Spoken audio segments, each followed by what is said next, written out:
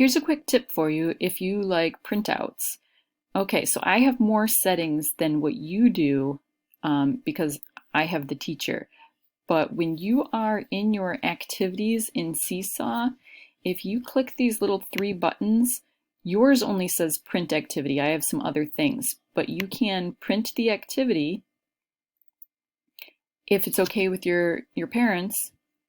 And then you can choose, so this directions page, you can decide whether you want a whole page for that or not. I would probably just make sure you print only page 4, I think it is in this one.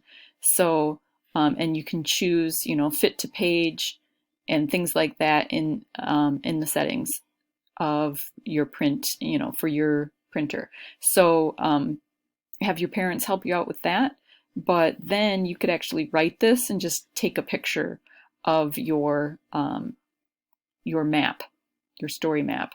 So that's up to you. You can do it in Seesaw or you can take a picture of it. So anytime where there's something that you could write on instead, then make sure you just print that page and you don't have to print in color either.